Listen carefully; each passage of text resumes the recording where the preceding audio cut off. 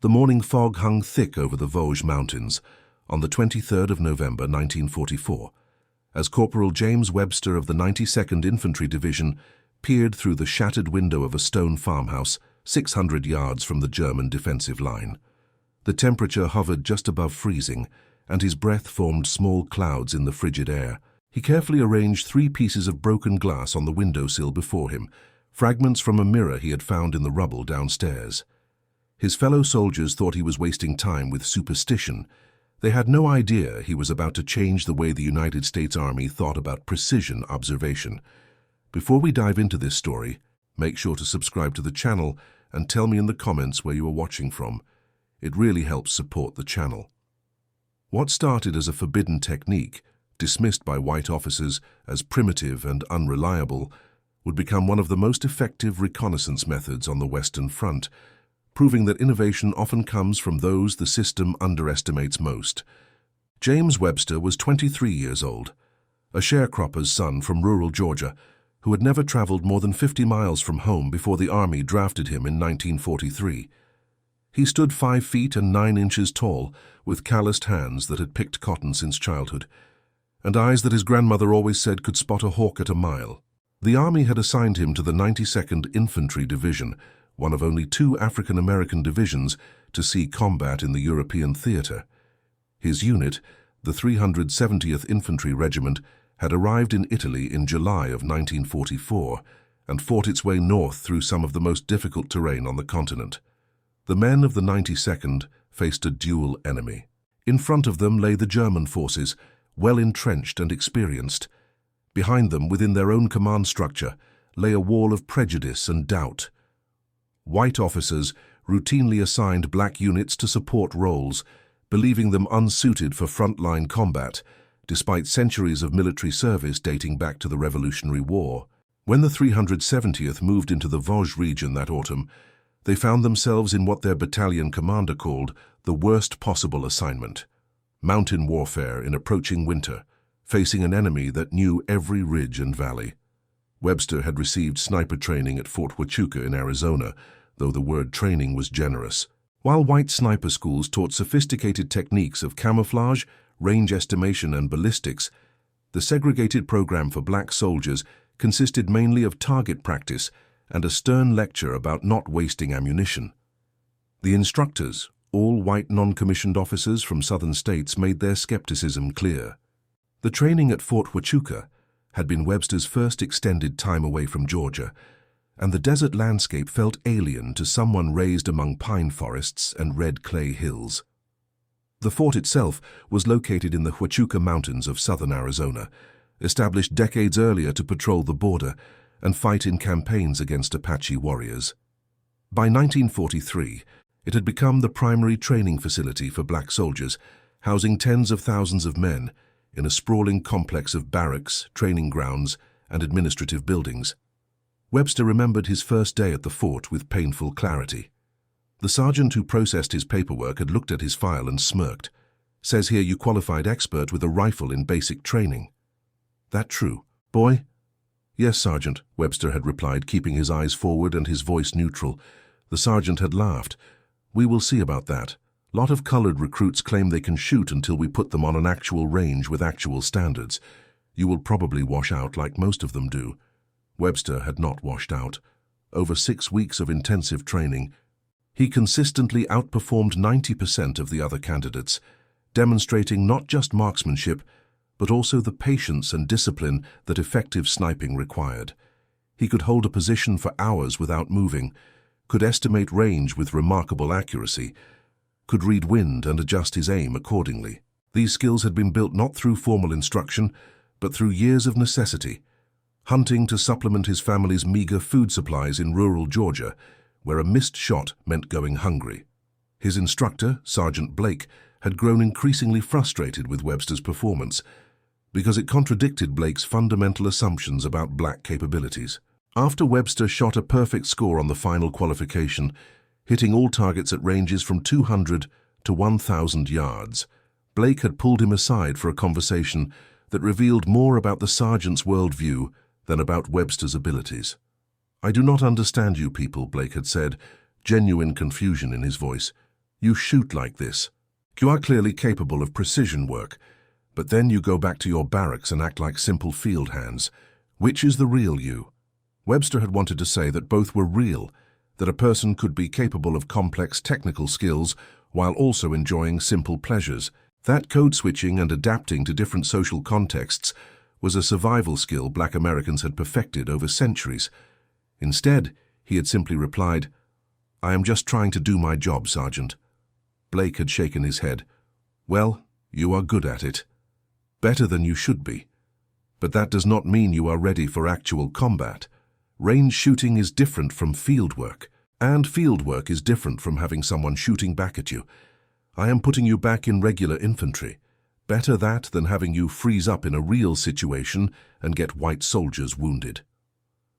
Webster had accepted the assignment without protest, understanding that arguing would only confirm Blake's prejudices.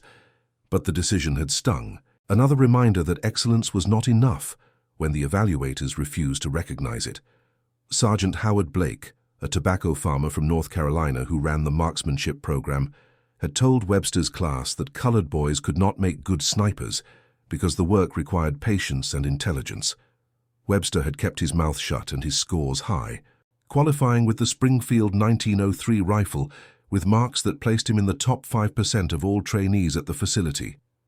Blake had frowned at the results, checked the targets twice, and then assigned Webster to regular infantry duty anyway. But when the 370th arrived in the mountains and casualties began mounting from unseen German positions, the battalion desperately needed scouts and marksmen. Lieutenant Robert Morrison, a 25-year-old white officer from Ohio who commanded Webster's company, was one of the few who cared more about effectiveness than prejudice. He had seen Webster's training scores in the man's file and pulled him aside one evening in early November. The conversation took place in a partially collapsed barn that served as company headquarters. Morrison was a thin man with wire-rimmed glasses who had taught history at a high school in Cleveland before the war. He looked tired, the kind of exhaustion that came from losing men and knowing more losses were inevitable. Morrison got straight to the point. "We need someone who can spot German positions before they spot us. I have seen your scores, Corporal. Can you do the job?" Webster had nodded. "Yes, sir, I can do it." Morrison handed him a Springfield rifle with a Unertl 8-power scope, one of only 3 such weapons in the entire battalion. The scope was worth more than a year of Webster's army pay. "Do not make me regret this," Morrison said, and Webster heard something in the officer's voice that was not quite threat and not quite hope, but somewhere in between. The next morning, Webster moved into an observation post in the ruins of a church bell tower. From that elevation, 400 feet above the valley floor, he could see the German lines clearly through the scope. He spent 6 hours watching and made detailed notes about patrol patterns, machine gun positions, and supply routes. That evening, Morrison took Webster's intelligence to battalion headquarters, where Major Charles Keating, the operations officer, studied the drawings and nodded appreciatively. "Good work," Keating said, but then he looked at Morrison with a frown. "Did you get this from the colored corporal?" "Yes, sir," Morrison replied. Webster compiled it. Keating set the papers down. "I will use this information, Lieutenant, but in the future I want a white NCO to verify any intelligence from your Negro troops. We cannot rely solely on their observations for tactical decisions." Morrison felt his jaw tighten, but said nothing. He was learning that fighting prejudice in the army was harder than fighting the enemy, because the enemy at least followed logical rules of combat. Webster continued his work, often paired with Sergeant Thomas Henley, a 32-year-old white career soldier from Texas, who made no secret of his belief that black men had no place in combat units. Henley would position himself 20 yards behind Webster's observation posts, officially to provide security, but really to watch and second-guess every report Webster made. This arrangement led to dangerous delays. On November 15th, Webster identified a German observation post in a church steeple 2,000 yards distant. He could see the glint of binocular lenses in the afternoon sun. He reported it to Henley, who squinted in that direction and saw nothing. "I'm not calling in artillery based on what you think you saw," Henley told him. "Probably just a broken window catching light." 2 hours later, German artillery struck their position with such accuracy that it killed 3 men and wounded 7 others. The enemy forward observer had been exactly where Webster said, calling in coordinates on the American positions. Henley said nothing about his decision, but Webster saw something change in the sergeant's eyes, a flicker of doubt about his own certainty. The broken glass technique began by accident. Webster had moved into a forward observation post in the abandoned farmhouse on November 22nd, settling into a second-floor room with a clear view toward the German lines. The windows had long since shattered, and the floor was covered with debris, including pieces of a large mirror that had fallen from the wall. Webster was arranging his equipment when he noticed something interesting. A shard of mirror on the windowsill was reflecting the landscape behind him, showing the approach route to the farmhouse. Any enemy soldier moving up that path would appear in the glass fragment before Webster would hear them. It was a natural early warning system. Then he had a second realization. If the mirror could show him what was behind, could it also show him what was beside? He began experimenting with angles, propping pieces of glass at different positions. Within an hour, he had created a system where he could observe 3 different sectors without moving his head or body, reducing his profile and making counter-sniper detection nearly impossible. The technique had another advantage. By watching reflections rather than looking directly at the German lines, Webster found he could observe for much longer periods without eye fatigue. The indirect viewing was less straining than hours of staring through a rifle scope, and the multiple glass pieces gave him peripheral awareness that a scope's narrow field of view could never match. The next morning, Henley arrived to check on Webster's position and found him watching 3 pieces of glass instead of looking out the window. The sergeant's face flushed red. "What in the hell are you doing, Corporal? This is not a beauty parlor. Are you checking your reflection?" Webster kept his voice calm. "I am using the glass to observe multiple sectors simultaneously, Sergeant. The reflections let me watch the approach routes without exposing myself to enemy observation." Henley shook his head in disgust. "That is the stupidest thing I have ever heard. You are supposed to be watching the enemy, not playing with broken mirrors like some superstitious fool. Put that trash away and do your job properly." "But I can see more effectively this way," Webster began. "I said put it away," Henley interrupted. "That is an order, Corporal. The army has procedures for observation, and they do not involve folk magic and mirror tricks. If I catch you wasting time with that nonsense again, I will have you removed from sniper duty and sent back to a rifle squad where you belong." Webster reluctantly swept the glass pieces aside, though he kept a few fragments in his pocket. He went back to conventional observation, all too aware that Henley would be checking on him regularly. But the effectiveness of the technique stayed in his mind, and he wondered how many better ideas had been buried by officers who valued conformity over innovation. 2 days later, on November 24th, the situation changed. The 370th received intelligence that the German forces were planning a significant redeployment, potentially shifting their defensive line to the east. Battalion command needed detailed reconnaissance of enemy movements over a 72-hour period, continuous observation that would require multiple shifts of scouts working in coordination. Morrison came to Webster with the assignment. "You will be primary observer for the northern sector. I need you to track every movement, every patrol, every supply vehicle. The division is planning an operation based on this intelligence, so accuracy is critical." Webster nodded. "I will need to set up in the farmhouse again, sir. It has the best vantage point for that sector." Morrison agreed, and Webster moved back into the ruined building that afternoon. Henley was not present, having been reassigned to oversee a supply depot after his previous decisions had raised questions about his judgment. Webster was now working with Corporal Michael Santos, a Mexican-American soldier from Texas, who had also experienced his share of prejudice in the segregated army and who judged men by their competence rather than their color. Santos helped Webster establish the observation post, and when he saw Webster set up the mirror fragments, he did not mock or question. Instead, he watched for a moment and then nodded appreciatively. "That is clever. You can see the flanks without moving." Webster felt a small knot of tension release. It helps with long-duration observation. Less fatigue, broader awareness. Santos settled into his security position. "You do what works, Corporal. I will make sure nobody bothers you about it." For the next 3 days, Webster maintained nearly continuous watch, rotating with 2 other observers for rest periods, but spending most of his waking hours at that window. The broken glass system proved its worth immediately. He could monitor the main road, a secondary trail, and the approach to a German bunker complex simultaneously. When enemy patrols moved through the area, Webster saw them in multiple reflections, tracking their routes and timing their intervals with precision that would have been impossible with direct observation alone. On the second day, Webster noticed something unusual. A German patrol was moving with different equipment than normal, carrying larger packs and what appeared to be surveying tools. They stopped at several points along the ridgeline, took measurements and made notes. Webster recorded every detail, sketching the locations and estimating the timings. When Santos rotated up for his observation shift, Webster showed him the notes. "I think they are planning artillery positions. Those are survey teams marking firing coordinates." Santos studied the sketches. "You got all this from watching?"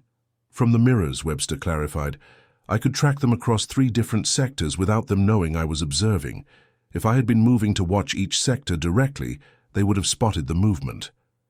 That afternoon, Morrison brought the intelligence to battalion headquarters, where Major Keating and Colonel Edward Hughes, the battalion commander, reviewed it with the division artillery officer.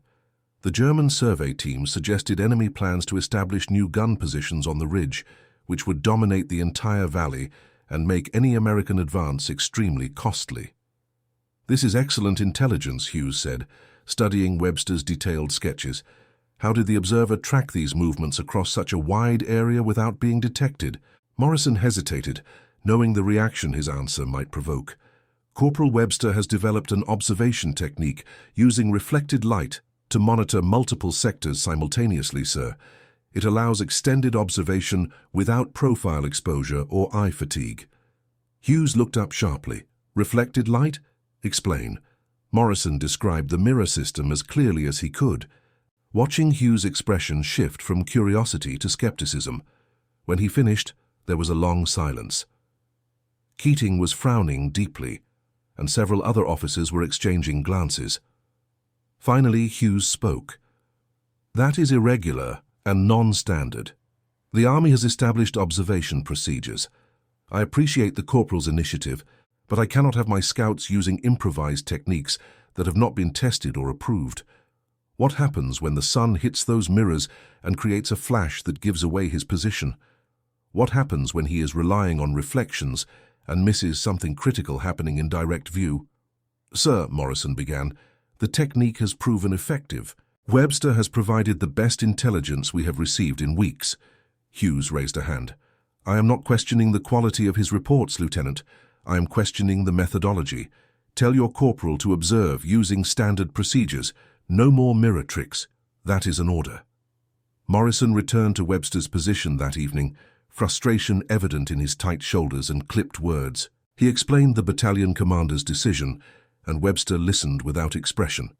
"So I am to go back to the old way," Webster said when Morrison finished, "even though this works better." Morrison looked out at the darkening mountains. "The Army is not always interested in what works better, Corporal. It is interested in what is predictable and controllable. Your technique is neither." "With respect, sir," Webster said carefully, "predictable and controllable does not keep men alive when the enemy has the high ground." Morrison was quiet for a long moment. "I know, but I cannot countermand a direct order from the battalion commander." "I am sorry." Webster nodded slowly. He understood. The same system that had barely let him become a sniper was now preventing him from being the most effective sniper he could be. It was not about tactics or effectiveness. It was about control and conformity, about maintaining a structure where innovation from below, especially from those the system deemed inferior, was automatically suspect. That night, Webster lay in his bedroll thinking about his grandmother. She had been born enslaved in Georgia, freed at age 12 when the war ended, and spent her entire life navigating systems designed to limit her. She had taught Webster 2 crucial lessons. First, that ability and character were not the same as opportunity. Second, that sometimes you had to work within broken systems while quietly finding ways to work around them. The next morning, November 27th, brought a thick fog that reduced visibility to less than 100 yards. Webster returned to his observation post at dawn, following orders by not setting up his mirror system. Instead, he arranged his equipment conventionally, with the rifle pointed out the window and his binoculars positioned for direct observation. But he also, very quietly, placed 3 small fragments of glass in his shirt pocket. The morning passed slowly. The fog began to lift around 1000 hours, gradually revealing the landscape in grey and green layers. Webster watched through his binoculars, scanning methodically from left to right across his assigned sector. It was proper procedure, exactly what the training manuals described, and it was also significantly less effective than the system he had been forbidden to use. Around 1100 hours, Santos came up with coffee and rations. He glanced at the window and noted the absence of mirrors, but said nothing. The 2 men ate in silence, listening to the distant sound of artillery from another sector of the front. Then Webster heard it, a sound so faint he almost dismissed it as imagination. But his years of hunting in the Georgia woods had trained him to trust his ears. It was the metallic click of a vehicle transmission, the particular sound of a military truck changing gears on a slope. The sound came from the northeast, from a section of the German lines that should have been quiet according to all previous intelligence. Webster grabbed his binoculars and scanned toward the sound. He saw nothing. The terrain in that direction was heavily wooded, with thick evergreen coverage that hid the roads. He kept watching, but direct observation revealed nothing. His hand moved to his pocket, touching the glass fragments there. He thought about the order, about procedure and conformity, about the difference between following rules and saving lives. Then he thought about the men in his battalion who would advance into enemy fire if the intelligence was wrong. Webster made his decision. He pulled out the largest glass fragment, about 4 inches across, and positioned it carefully on the windowsill, angled to show the reflection of the northeastern sector. Then he sat back and watched the glass instead of the direct view. At first, he saw only trees and fog. Then, in the reflection, a shape moved. It was barely visible, a darkness against the forest that might have been shadow or might have been something else. Webster adjusted the glass angle slightly, and suddenly the image resolved. It was a vehicle, a large truck moving slowly along a concealed forest road that did not appear on any American maps. Then another vehicle appeared behind it, and another. Webster grabbed his notebook and began sketching rapidly, tracking the vehicles in the mirror's reflection. Within 5 minutes, he had counted 12 trucks moving northeast, away from the expected German defensive positions. This was not normal patrol or supply movement. This was a major redeployment. He watched for another 10 minutes, and the vehicles kept coming. 15 trucks, 20, 25. This was at least a battalion-sized movement, possibly more. The Germans were not just adjusting their lines, they were evacuating an entire sector, probably planning to establish a new defensive position further north. Santos noticed Webster's sudden activity and moved to the window. "What do you have?" "Major vehicle movement," Webster said quietly. "At least 24 trucks heading northeast on a concealed road. This is bigger than a redeployment. They are pulling out." Santos looked toward the forest, seeing nothing. "How are you tracking them?" "I cannot see any movement." Webster hesitated only a moment, then gestured to the mirror fragment.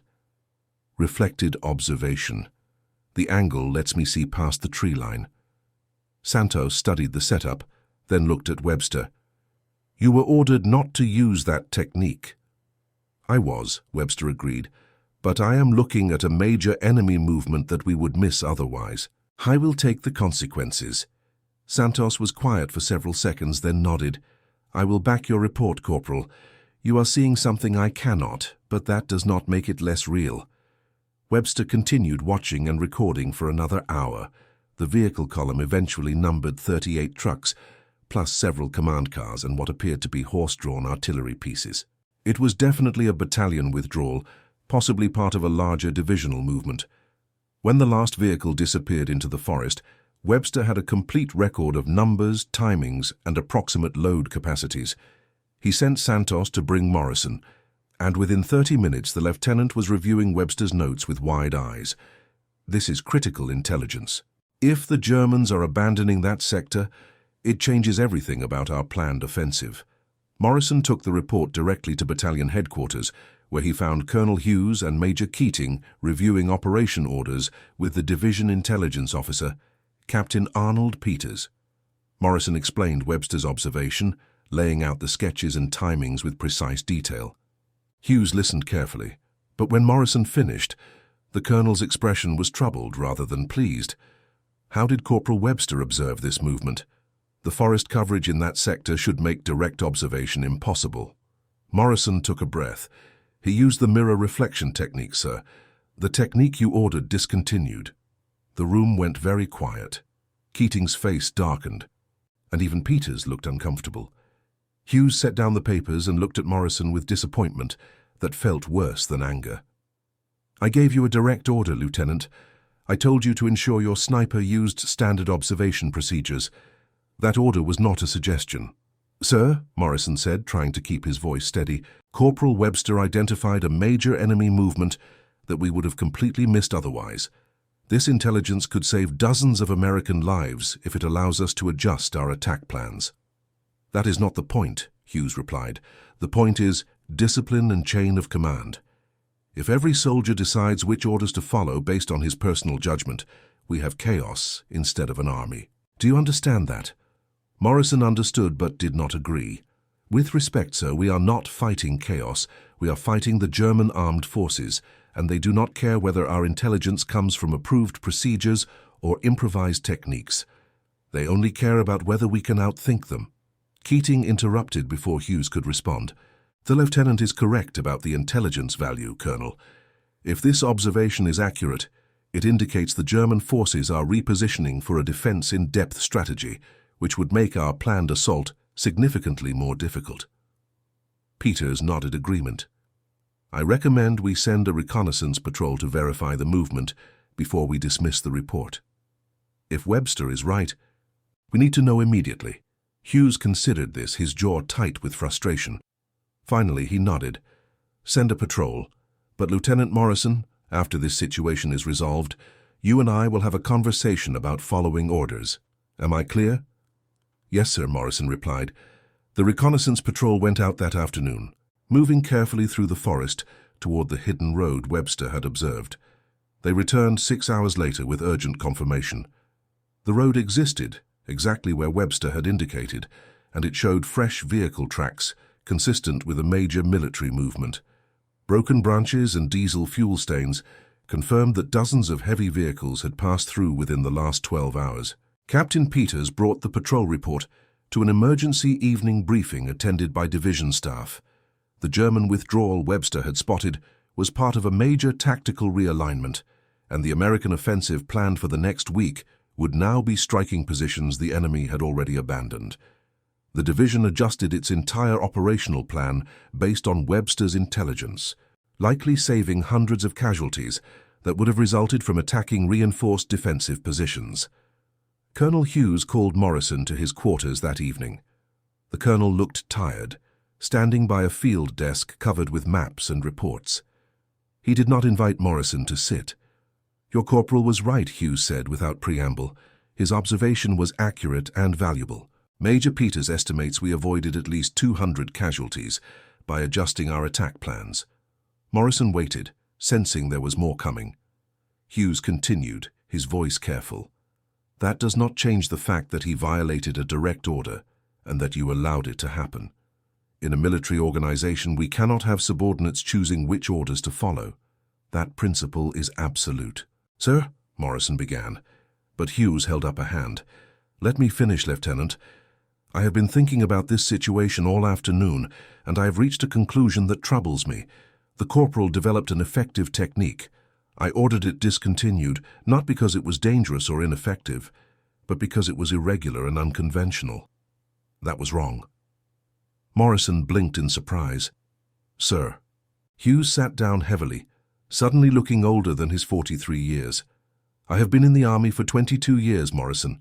I have served in the Philippines, in Mexico, in France during the last war. I have seen a lot of combat and a lot of soldiers, and I am realizing that I let procedure become more important than purpose. The colonel gestured to the maps. The army taught me to value conformity and standardization, because those things are essential for coordinating large forces.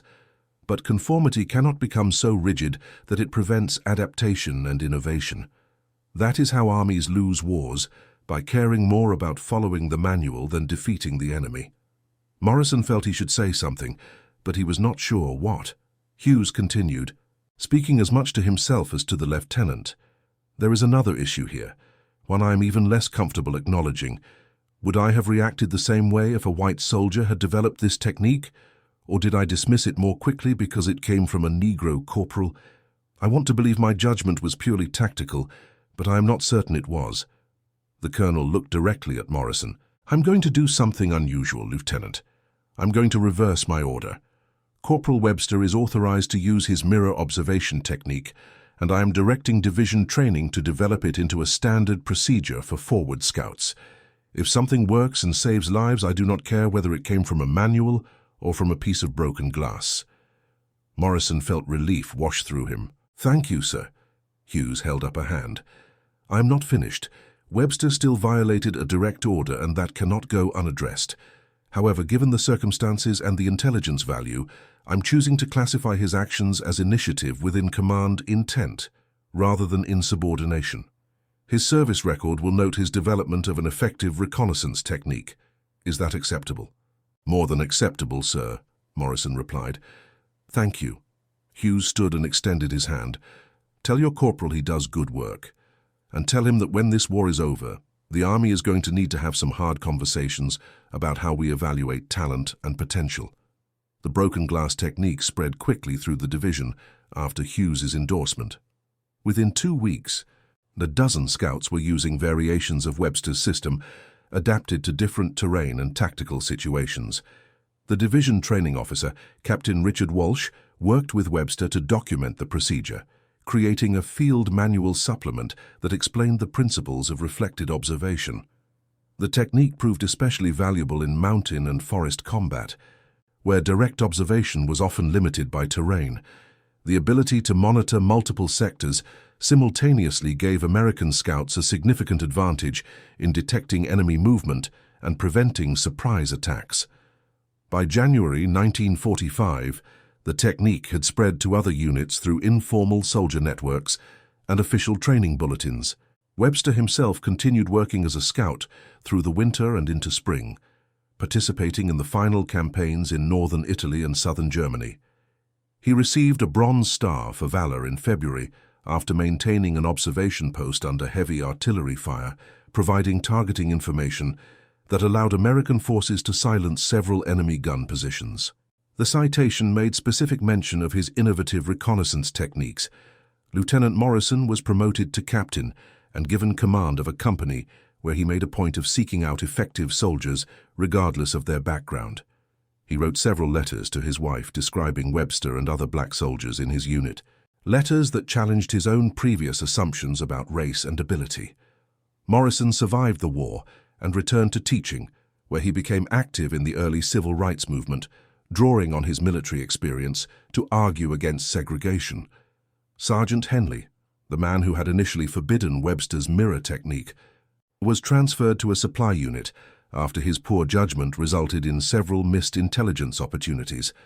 He spent the rest of the war far from frontline service, a fact that likely saved his life but did nothing to improve his understanding of the world. The larger story of the 92nd Infantry Division remained complicated and contested. The division faced ongoing challenges from inadequate training, poor equipment, and prejudiced leadership throughout the war. Some units performed exceptionally while others struggled, creating a mixed record that later historians would debate for decades. But soldiers like Webster demonstrated clearly that capability had nothing to do with race and everything to do with opportunity and respect. After the war, Webster returned to Georgia, but found that military service had not changed the reality of segregation and discrimination at home. He worked various jobs, eventually becoming a letter carrier in Atlanta, a stable federal position that offered dignity if not prosperity. He rarely spoke about the war, finding that most people were not interested in hearing about the contributions of black soldiers when the dominant narrative focused on white units like the 101st Airborne and the 1st Infantry Division. In 1954, the Army published a comprehensive field manual on reconnaissance and observation techniques that included a full section on reflected observation methods. The manual credited the technique to field development during World War II, but did not mention Webster by name, following the military's pattern of attributing innovations to units rather than individuals. Webster learned about the manual from a letter from Morrison, who had maintained correspondence over the years. Morrison wrote that he had submitted documentation about Webster's role, but the official history had been sanitized in the editing process. Webster kept the letter, but never sought recognition or correction. He understood that being right and being acknowledged for being right were two different things, especially for a black man in mid-century America, but he also knew that his innovation had saved lives and improved Army effectiveness, and that knowledge sustained him through the years of obscurity and dismissal. The broken glass technique remained part of Army reconnaissance doctrine through the Korean War and into Vietnam, though most soldiers using it had no idea where it originated.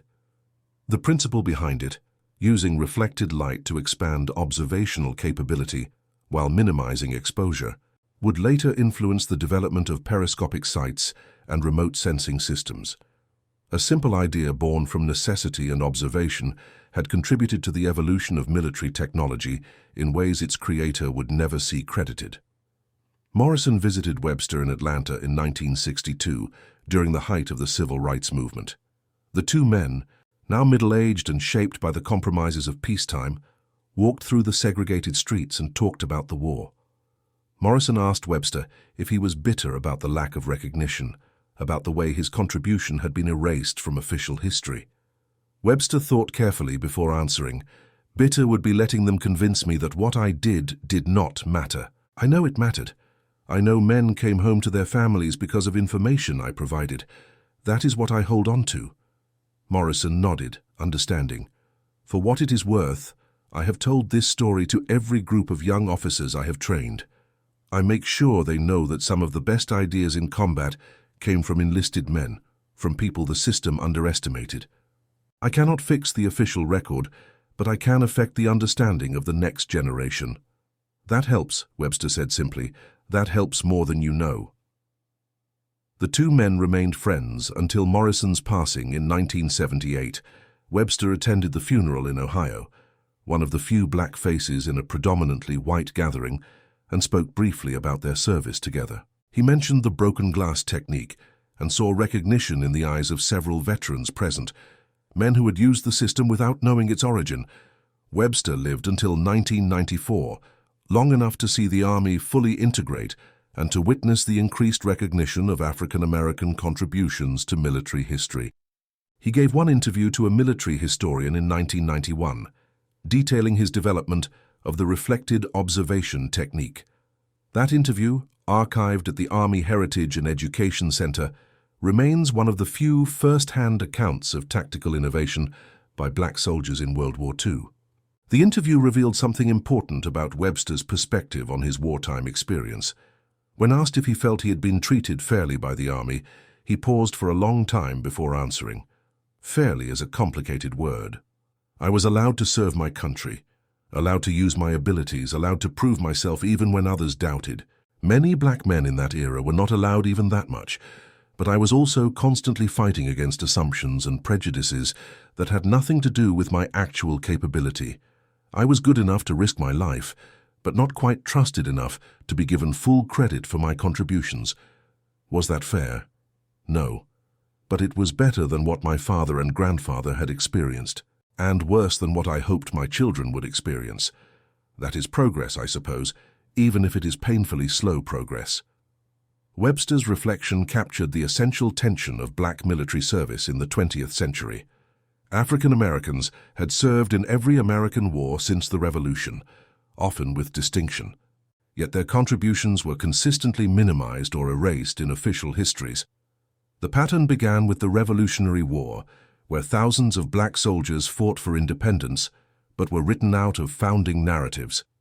It continued through the Civil War, where 200,000 black soldiers helped preserve the Union, but faced discrimination even as they fought. It persisted through World War I, where the 369th Infantry Regiment earned the Croix de Guerre from France, but received little recognition from the United States. World War II represented both a continuation of this pattern and the beginning of its end.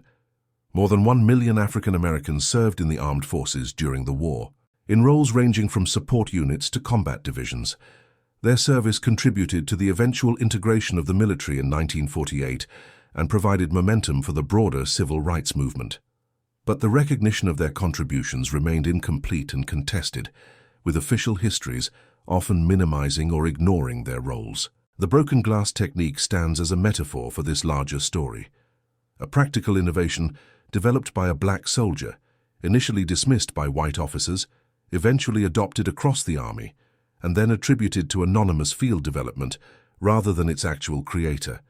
It was effective enough to be institutionalized, but not significant enough, in the eyes of those who controlled the narrative, to merit proper attribution. Yet the technique's effectiveness and spread suggest something important about the relationship between innovation and authority. The best ideas do not always come from the top of hierarchies or from those with the most formal training. Sometimes they emerge from individuals who combine practical skills, careful observation, and the necessity of solving problems with limited resources. Webster's innovation came from his experience as a hunter, his attentiveness to environmental details, and his willingness to experiment when conventional methods proved inadequate. The Army's initial resistance to the technique, followed by its eventual adoption, also reveals something about institutional learning. Organizations, even military ones facing life-or-death situations, often prioritize conformity and control over effectiveness and adaptation. This tendency creates friction between frontline innovation and command-level approval, with battlefield effectiveness sometimes taking years to influence official doctrine. The soldiers who use techniques like Webster's reflected observation understand their value immediately, but the officers who write manuals and set policies are often several steps removed from that direct experience. The story also illuminates the particular burden placed on soldiers who are simultaneously fighting external enemies and internal prejudice. Webster had to be not just good but exceptional, because any failure would be attributed not to individual circumstance, but to racial inadequacy. He had to prove himself constantly, in ways that white soldiers did not, because the system assumed his incompetence until he demonstrated otherwise. This double burden, the need to fight both the enemy and the doubt of one's own command, characterized the experience of black soldiers throughout the segregated military. The breakthrough came not from changing hearts, but from demonstrating undeniable effectiveness. Hughes changed his position about the broken glass technique not because he suddenly overcame his racial prejudices, but because the intelligence Webster provided was so valuable that dismissing it would have been tactically irresponsible. This pattern, where practical necessity forces institutional change ahead of cultural evolution, would characterize much of the progress toward integration in the military and society. Morrison's role in the story represents another important dimension. He was not free of prejudice. His own letters reveal assumptions and language that would be unacceptable today, but he was willing to judge performance over preconception. He gave Webster opportunity when other officers would not, and he supported innovation when conventional wisdom favored standardization. This willingness to evaluate fairly, even imperfectly, created space for ability to demonstrate itself. The relationship between Morrison and Webster, complicated by hierarchy and racial context, nevertheless showed that cross-racial cooperation was possible when both parties approached each other with honesty and respect. The specific tactical value of the broken glass technique deserves emphasis. In modern military terminology, it provided enhanced situational awareness through multispectral observation. By monitoring reflections rather than direct views, scouts could maintain longer observation periods with less fatigue and reduced counter-detection risk. The technique essentially created a low-tech solution to a high-complexity problem, expanding the observer's effective field of view without requiring expensive equipment or extensive training. The spread of the technique through informal networks before official adoption also demonstrates how military innovation often works in practice. Soldiers share effective methods with each other based on proven results, creating a bottom-up dissemination that eventually influences top-down policy. This organic spread of tactical innovation has been a feature of warfare throughout history, from Roman legionaries sharing shield techniques to modern infantry developing urban combat tactics. The long-term influence of Webster's innovation extended beyond World War II. The principles he demonstrated, using reflected or refracted observation to enhance reconnaissance capability while minimizing exposure, informed the development of periscopes, fiber optic scopes, and eventually the remote sensing systems used in modern warfare. While Webster himself had no involvement in these technological developments, his basic insight that indirect observation could be superior to direct viewing in certain tactical situations became a foundational concept in military reconnaissance. The failure to credit Webster specifically in official histories reflects a broader pattern in how military institutions record innovation. The emphasis on unit achievement over individual contribution serves organizational purposes, fostering esprit de corps and discouraging excessive individualism. But it also allows for the erasure of contributions from marginalized groups, as innovations developed by Black, Latino, Native American, or women soldiers can be attributed to their units without acknowledging the specific individuals involved. This creates an official history that appears colorblind but actually preserves existing hierarchies by denying recognition to those outside dominant groups. Webster's personal response to this lack of recognition, his focus on the lives saved rather than the credit received, demonstrates a form of resilience that many Black Americans developed in response to systemic marginalization. Unable to control how history would remember them, they focused on the intrinsic value of their work and the direct impact on their communities. This pragmatic approach to recognition, valuing substance over acknowledgement, became a survival strategy and a form of quiet resistance. The broken glass technique remains a minor footnote in World War II history, far less famous than radar, the atomic bomb, or amphibious landing craft. But for the soldiers who used it and benefited from the intelligence it provided, it was anything but minor. It represented the difference between detecting enemy movement and being surprised by it, between calling in accurate artillery fire and guessing at coordinates, between losing men to unseen threats and bringing them home safely. In this way, Webster's innovation embodies a truth about warfare that official histories often miss. Wars are won not just through grand strategy and technological superiority, but through thousands of small advantages accumulated at the tactical level. The soldier who spots enemy movement 5 seconds earlier, the scout who can observe for 2 hours longer without fatigue, the forward observer who can monitor 3 sectors instead of 1, these marginal improvements compound across thousands of engagements to create strategic advantage. Webster understood this instinctively. He was not trying to revolutionize warfare or create something historically significant. He was simply trying to do his job more effectively, to keep himself and his fellow soldiers alive, to contribute to the mission in whatever way his abilities allowed. The fact that his simple innovation spread throughout the army and influenced reconnaissance doctrine for decades was secondary to his immediate goal of being the most effective scout he could be. This focus on immediate effectiveness over lasting recognition characterized many of the Black soldiers who served in World War II. They fought not for glory or historical acknowledgement, but for more immediate and personal reasons. They fought to prove their capabilities to a doubting nation, to secure better treatment for their families at home, to demonstrate that patriotism and ability were not limited by race. The fact that their service contributed to eventual integration and civil rights progress was a secondary benefit, not the primary motivation. The story of the broken glass technique also reveals the role of chance and circumstance in historical change. If Webster had not been assigned to that particular observation post, if he had not found those particular mirror fragments, if Morrison had not been his commanding officer, if Hughes had not been willing to reverse his initial decision, the technique might never have spread beyond Webster's personal use. History is shaped not just by broad forces, but by thousands of contingent moments where individual decisions and random circumstances combine to create unexpected outcomes. Yet chance alone does not explain the story. Webster's innovation required not just luck, but skill, observation, and willingness to experiment. Morrison's support required not just open-mindedness, but courage to advocate for a subordinate against institutional resistance. Hughes's reversal required not just tactical wisdom, but the humility to admit error. These human qualities, exercised at crucial moments, turned contingent circumstances into historical impact. The continuing relevance of this story lies not in the specific technique itself.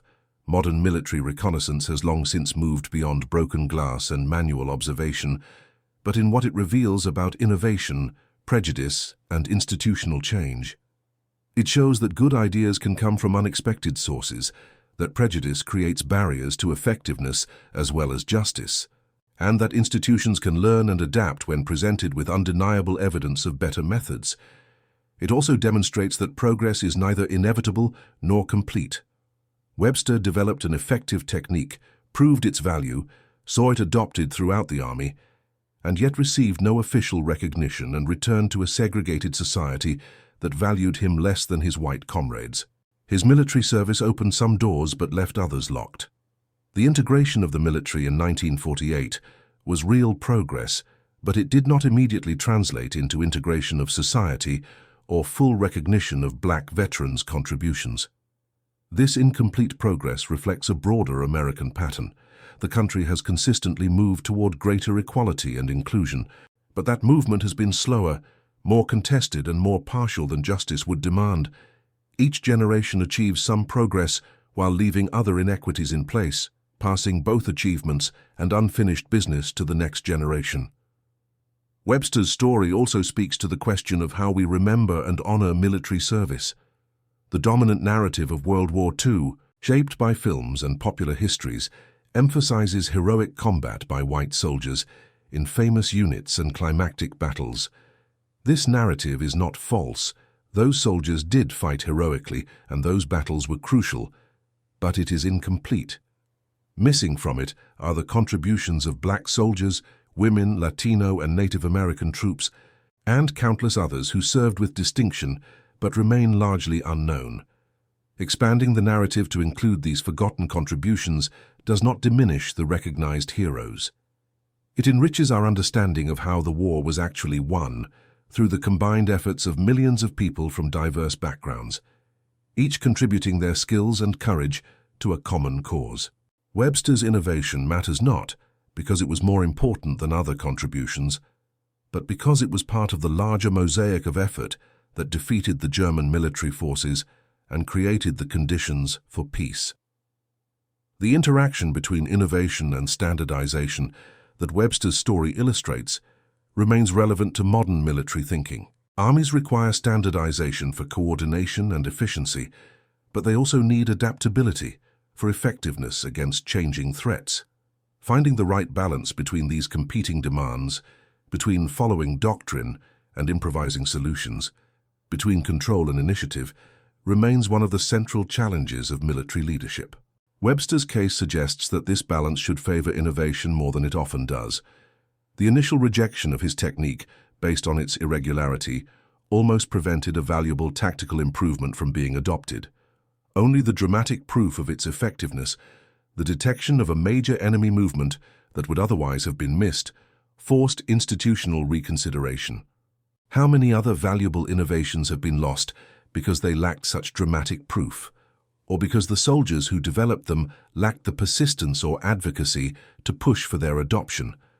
The story also raises questions about how military institutions identify and develop talent. The segregated training system that Webster experienced was designed more to maintain racial hierarchies than to maximize effectiveness. By assuming that black soldiers were less capable and providing them with inferior training and equipment, the system wasted human potential on a massive scale. This was not just unjust but tactically foolish, weakening American military capability for no purpose other than maintaining prejudice. Modern military services, now integrated for more than 70 years, have learned this lesson officially, if not always culturally. They recognize that talent is distributed across all racial and ethnic groups, and that effectiveness requires identifying and developing that talent wherever it exists. But the legacy of segregation and the persistence of more subtle forms of discrimination mean that this recognition remains incomplete, and the full benefit of equal opportunity has yet to be realized. For Webster personally, the meaning of his military service evolved over his lifetime. As a young man in 1944, it was about proving himself and contributing to victory. As a middle-aged man in the civil rights era, it became part of the broader story of black struggle for equality and recognition. As an elderly man in the 1990s, it was a source of quiet pride, not because he had received recognition, but because he knew his work had mattered. This evolution of meaning reflects how individuals integrate their experiences into their life narratives. Webster's identity was not defined solely by his military service. He was also a husband, father, letter carrier, and community member, but his war experience remained an important part of how he understood himself. The contradiction between his effective service and society's continued discrimination created a tension he had to navigate throughout his life, neither denying his own worth nor expecting recognition that would not come. And that concludes our story. If you made it this far, please share your thoughts in the comments. What part of this historical account surprised you most? Don't forget to subscribe for more untold stories from World War II and check out the video on screen for another incredible tale from history. Until next time.